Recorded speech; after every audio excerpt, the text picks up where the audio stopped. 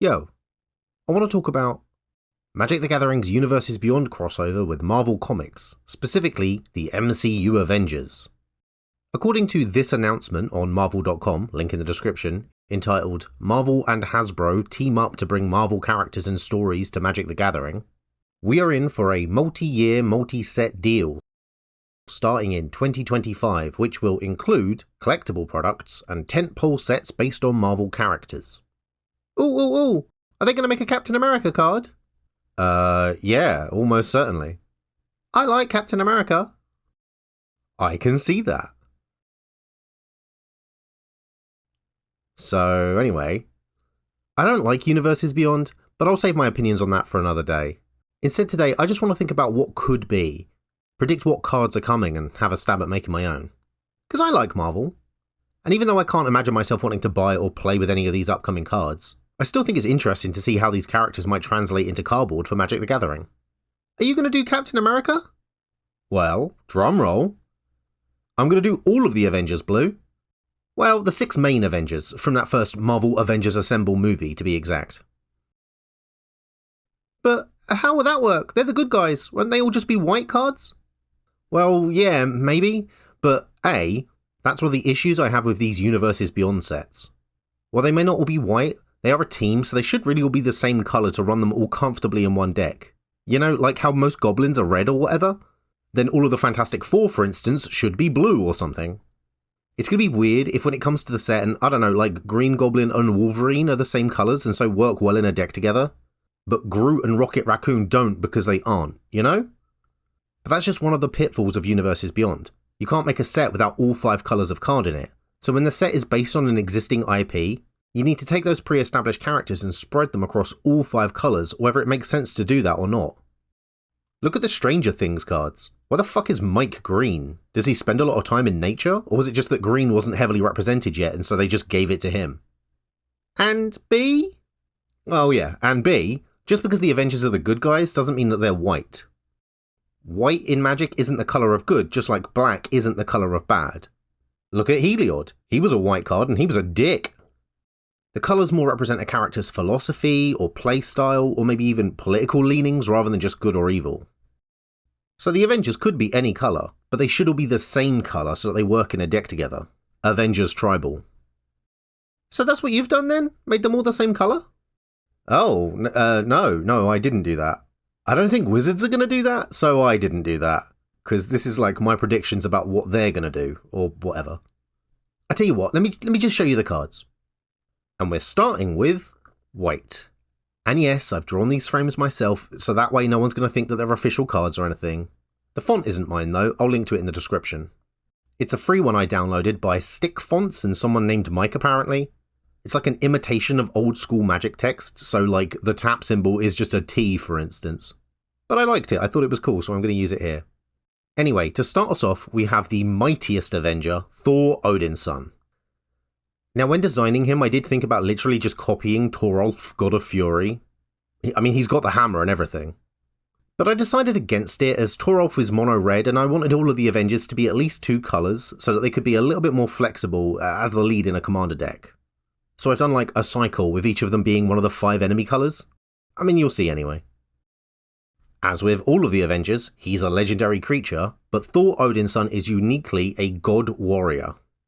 I was going to put Warrior God because on most cards God goes last, but then Tom Bombadil is a God Bard, making me feel like the professional occupation of the god is listed second on the card.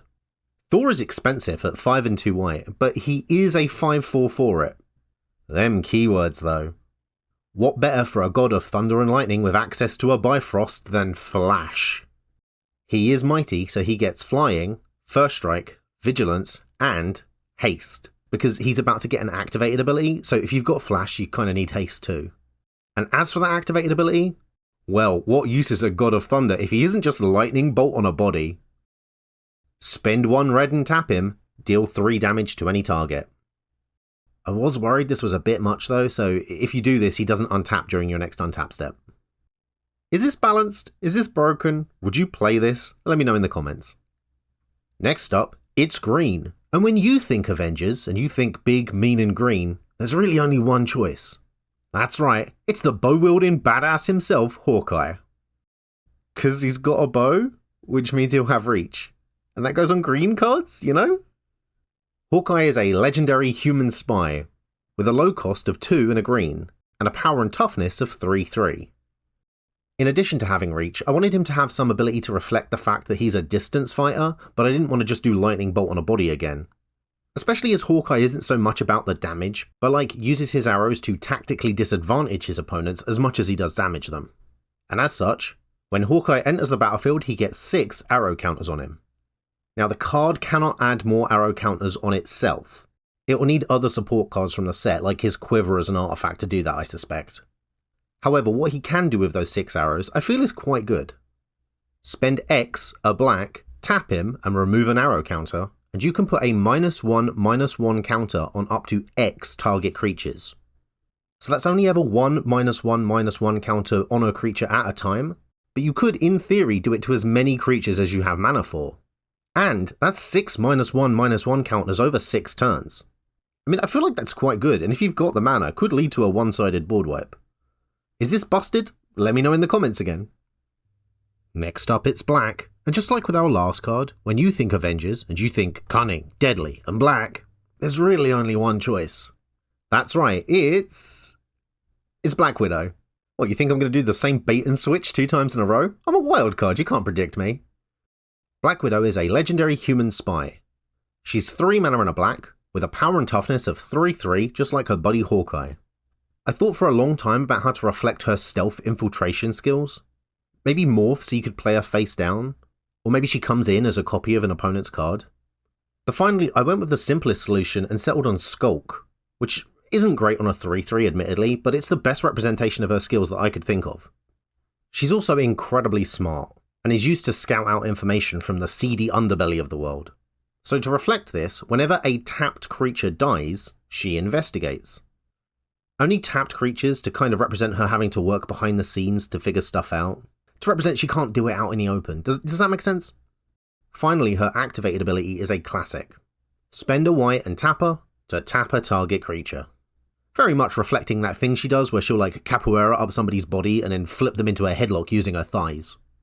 I really like this card. It's probably the cleanest that I've designed, and so it makes me feel like it's the most likely to actually get printed in a commander deck. What do you think? Am I right on that? Let me know in the comments. I do read them all. Next up, in Hot Rod Red, you know who it is. The man, the myth, the legendary creature, Iron Man. He is a human scientist, with a cost of 3 and 2 red. His power and toughness is a little bit higher than Black Widow and Hawkeye at 4/4, but not quite Thor's level. He has flying, of course, haste, because he has a plan, attack. And when we see him fighting in the movies, he's often comfortable doing it on multiple fronts, which might have been better represented by saying he could block an additional creature, but I took the simpler route and I just gave him menace. I also wanted something to represent the mechanic in him, and his ability to gather up bits and bobs and turn them into something he can use. Now, I'm going to be honest, I'm not sure how well I've succeeded in this, but here we go. When Iron Man enters the battlefield, you may search your library for an equipment card, and put it onto the battlefield. If you do, you may attach it to Iron Man. That mechanic I've used there is a combination of a couple of pre-existing cards, but I'm not aware of anything that specifically works like that. Maybe there's a reason. But wait, you may say, that's just an enter the battlefield ability. What if you want to do it a second time?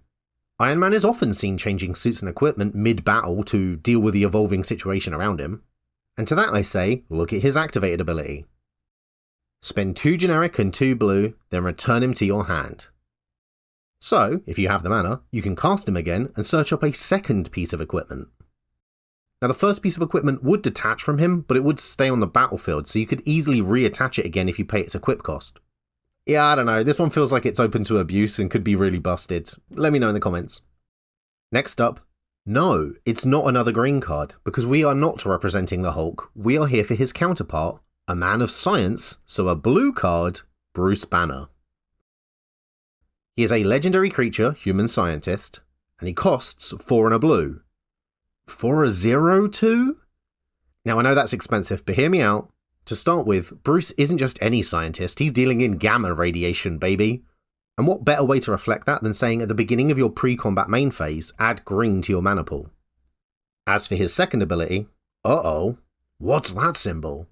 Yeah, you probably saw this coming, he's a transform card. So what's the trigger? Whenever Bruce Banner blocks, like that scene where he punches that big space whale thing, or is dealt 2 or more combat damage, like that one scene where he gets into a fight in basically every movie, you transform it into the Incredible Hulk, who is a green card. Well, did you think I wasn't going to do it? Come on.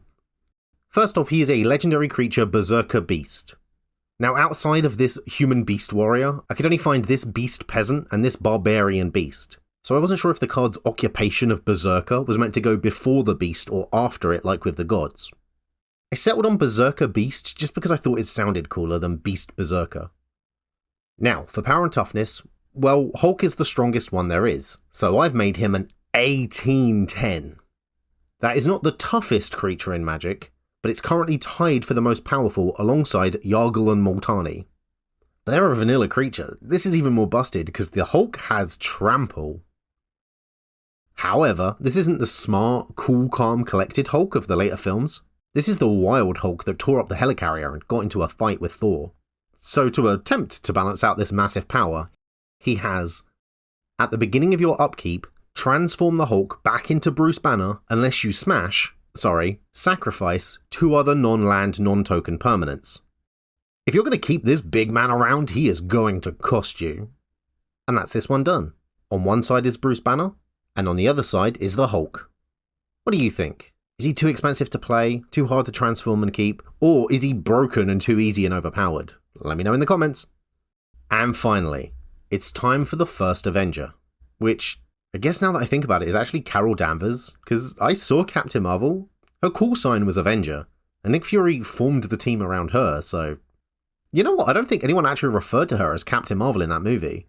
So why was the film called that? I mean, it doesn't matter. It's time for Captain America. Yay! Oh, you're still here. Yeah, you're telling me about these cards. Who else would you be talking to? Oh, yeah, good point. Anyway, Captain America is a legendary creature human soldier, with a power and toughness of 4/5, and a casting cost of 2 generic, 1 red, 1 white, and 1 blue. And yeah, I know they're out of order on the card, but as you can see, older cards used to list the colours in that order, but not anymore. Newer ones list them with blue first, so sorry, deal with it. Captain America has Vigilance, because he can do this all day. He enters the battlefield with one of those New Capenna shield counters on him, because of course he does. And if you tap him and remove the shield counter, he can deal 2 damage to target creature. However, unlike Hawkeye, he can pick his shield back up again, so he also gets tap him to put a shield counter on him. Does that mean that he can have multiple shield counters on him at once? Yes it does, because he can do this all day. Also that, in addition to his slightly higher power and toughness, means that he can take Iron Man in a fight. But with Iron Man's menace, Cap can't block him unless he gets assistance from somebody else like Bucky. Like in Winter Soldier. Nerd stuff. And that's it. What do you Oh, he's gone. Okay. Well, okay. What do you guys think? Let me know in the comments. Are any of these going to be even close to what they print? Would you play any of these? Am I bad at designing cards? Who is your favourite Avenger? Oh, and let me know, what's more irritating? The fact that Hawkeye and not Hulk is the green card, or that Captain America is blue, red and white? Let me know. Thank you very much for watching this video, and thank you to my patrons whose names are on screen now. I'd also like to thank the sponsor for this video, me and my Patreon page, where you can get your name credited on screen too. Check it out in the link in the description below. Hit the like button, leave a comment, install an ad block, and most importantly subscribe and share the video with a friend. Hit the notification bell, try to ignore that helicopter that's going overhead, and do all the things that the algorithm loves. If you agree or disagree with any of my points, or you want to see me do a video on another subject, let me know and I will see you next time.